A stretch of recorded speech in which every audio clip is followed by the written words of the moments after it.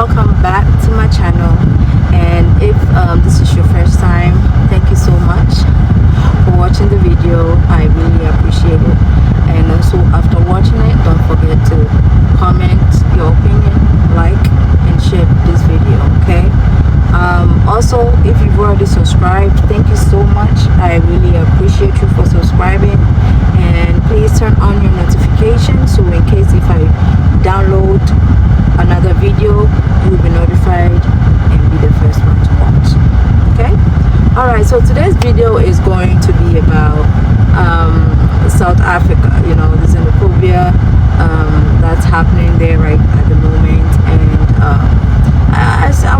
I was on social media and I bumped into one of the videos of Ghanaians that were evacuated from South Africa to Ghana, and he was sharing his experience in South Africa. And I'm like, this is how South Africa is, and people are still living there, like foreigners are still like living there. I'm like, no way, I can't be living in a country whereby there's a certain time you have to be indoors or else you'll be robbed, you know. Oof. But anyway, let's get into the video, okay? And please don't forget to like this video, and please don't forget to subscribe, okay? Please subscribe for me, please. I am on my knees. Yes, please. So let's go ahead and watch the video, okay? Let's I'm going to react. Basically, I'm just going to react to the video of what he was saying, okay? So let's get right into it. Well, about a week ago, we saw that Ghanaian nationals living in South Africa, about 300 of them were evacuated from South Africa as a result of the ongoing xenophobic attacks. Well, today we decided to catch up with one of the Ghanaian nationals who came from South Africa to find out how it's been so far. It's been almost a week now, how he has been faring and all that. Hello, sir. How are you? I'm fine. How are you? I was so good. First of all, your name and how long you had been staying in South Africa for. Okay. My name is Boatin Rudolph, and I left Ghana 2nd February 2015. So it's about 11 years ago. Okay. So before you left, what were you doing in Ghana? I was into a business, you understand. I was supplying shoes, and that time I was having 5 employees that were working under me. So I was making it. But a friend convinced me that, you know, South Africa is good, so I must come there for a greener pasture. So that's what moved me there. Okay. So in the first few, few weeks, months, or first few years that you were in SA, how was it for you? Because you went there for greener pastures. How was it for you? You know, the people there initially, like when they open the salon, you understand, or their businesses, since they need people to work with, you understand, they will never tell you the truth, or they will never tell you what they are facing, you understand, the challenges. So, but one thing is, that time, 11 years ago, their currency was very strong. So I think if you sent maybe 1,000 rand from South Africa to Ghana, it will be maybe 3 times, you understand. So the currency was good that time, but because of this incident and they are fighting, destroying properties, that's what destroyed their economy. So things are not like before, you understand. Yeah. Now, for you, were you personally attacked in any way? Yeah, I was attacked before because, you know, South Africa, normally 7 p.m., you understand, everybody is supposed to be indoors. There's a curfew. Not curfew, you know. By that time, the town belongs to the tortoise. When I say tortoise, it's a thieves. You understand? So when the darkness started to fall, you understand, that time is where the thieves takes over. So the last time I knocked off from work, and it was around 7:30. So as I was going home, I reached a place called, there was a hospital, you understand. So I saw people moving, and people were standing in front of the hospital called EPH, and the car was moving. So as I was moving along the road, at my left side, I saw one person coming, and my right side too, I saw one person approaching. So I was just moving freely.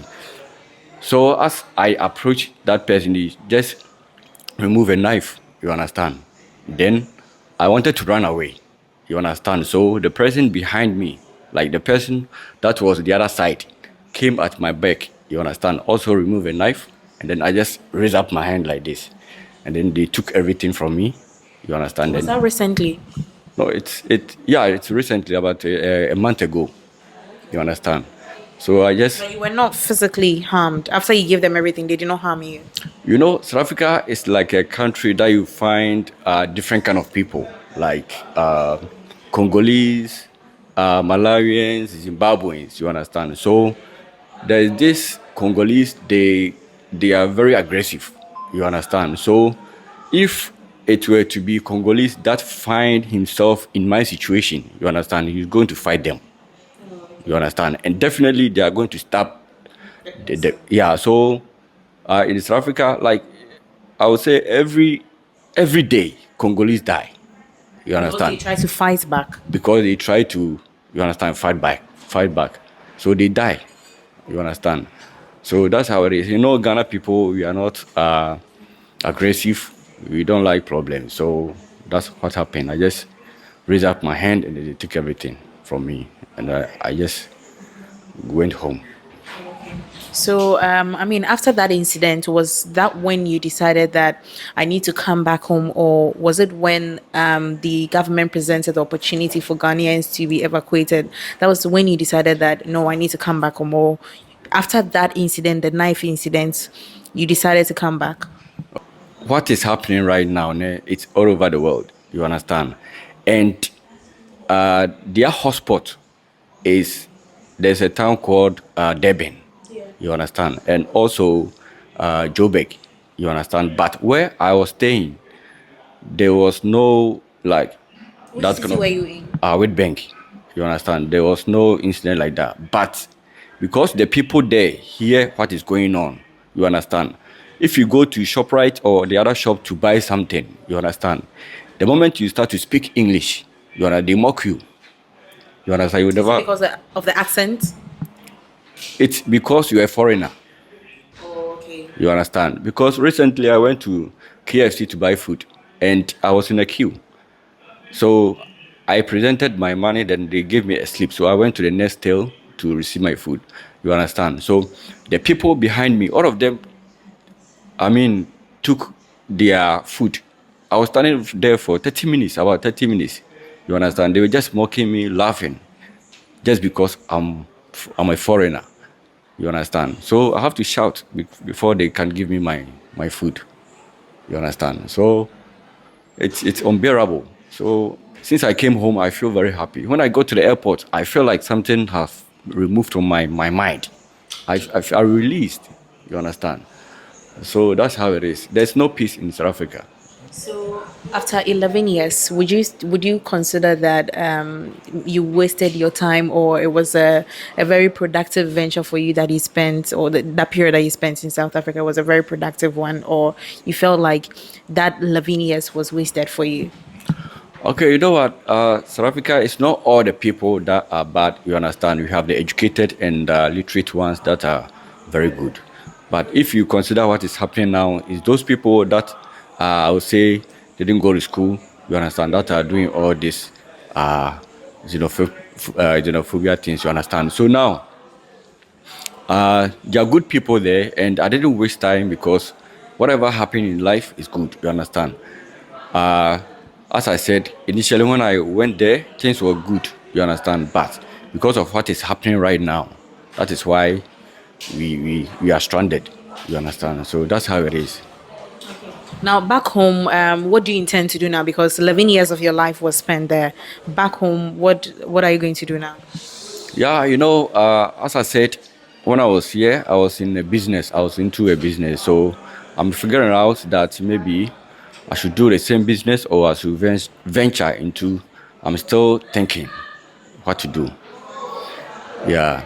You still haven't decided yet. Do you have family? I mean, kids back home here? Yeah, I'm not married yet, but I have a woman that I stay with. That we have one kid there. Then they came 2 months ago before I arrived. Yeah, so yeah, I mean, you already in the process of coming back, but they relocated or decided to just come and stay in Ghana they decided to come for good. Yeah, just because of what was happening there. not because of what happened, but they just came for their own reasons. You understand? So that's how it is. What would you say to? I mean, it's not everyone who would also decide to come back to Ghana after the whole. I mean, it's still ongoing. What would you tell Ghanaians also watching and Ghanaians back home in South Africa? You know, let me say this. Let me give you 3 lists of group of people that are very powerful in South Africa. You understand? The first one is taxi drivers. Taxi drivers are the most powerful because they are numerous. You understand? You know, if you enter into a taxi driver's car, they have their rules and regulations. You understand? Written and pasted in their cars. You understand? And if you miss, they can shoot you because all of them they have guns in their cars. You understand? They can shoot you. I can't remember. I went from Witbank to Joburg to buy space. You understand? So when I was coming along the road, I saw an old lady that was looking for a hike. So I decided to help. So when I stopped, I saw another guy entered. I said, "Why? What's happening?" He said, "You are under arrest by taxi association." You understand? By the time I realized, all of them gathered me and they drove me to their station, took my car key, and they drove me far away, about 2 hours. You understand? To somewhere I don't know. They were beating me, slapping and them stuff. They said they need money. You understand? So I said I don't have any money. I want to buy something. So they said I must call so that they can transfer money before they can release me. You understand? So I called my friends, and what they could be able to afford was 1.5. Meanwhile, they needed, what do you call it, 2.5. So it means they kidnapped you. It was a kidnap, you understand? So that incident was very horrible, and I couldn't be able to raise the money. So they took my phone before they give me my keys, you understand? Secondly, you know that the boat drivers there and the taxi drivers, they are not friends at all, because there is a place that the boat driver they cannot operate, especially the taxi rank and also the malls. So one time I went to fetch a client at the mall, then they catch me. Also, they took money from me. So I will never advise anyone to go to South Africa, and I will never enter that country anymore because they don't like foreigners at all. Yeah. So I mean, I was supposed to ask you this before. For the 11 years, what job did you do there? As I said, I was operating a boat.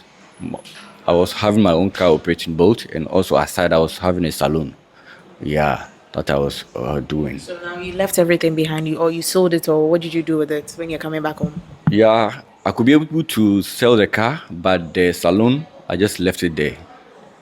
I just left it because no one is operating. Yeah.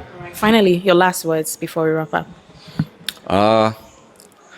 My last word, I would like to appreciate the Ghana government, you understand, for their work done. I mean, they have saved lives, you understand, especially the president of Ghana. I would like to thank him for the good job that they have done for us, and also the Ministry of, Foreign Affairs, His Excellency Okudzeto Abrokwa. I would like to thank him for his warmly welcome, because when we came to the airport, he came and then spoke to us and encouraged us. That we really appreciate what he did for us. And also Ghana High Commissioner, His Excellency, Benjamin Kwashi. He also did a great job because, when we were there, people were from far away, you understand, before we came to the High Commission. He also helped us, in all finances. He helped in all angles. People were sleeping in the hotel. All the payment, he took it by himself. So, and yes, let's hear what South African president has to say to his people. He has a message for them, and let's hear what he has to say, okay?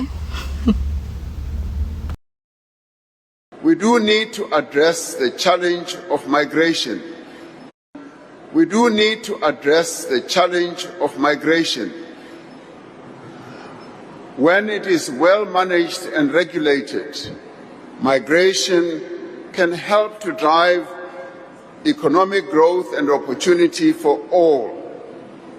However, we need to deal with illegal migration. We have seen how illegal immigration into our country can put pressure on our public services and undermine our efforts to create decent work for all. As announced in the State of the Nation address, government is taking decisive action to address this challenge. We are cracking down on violations of immigration laws.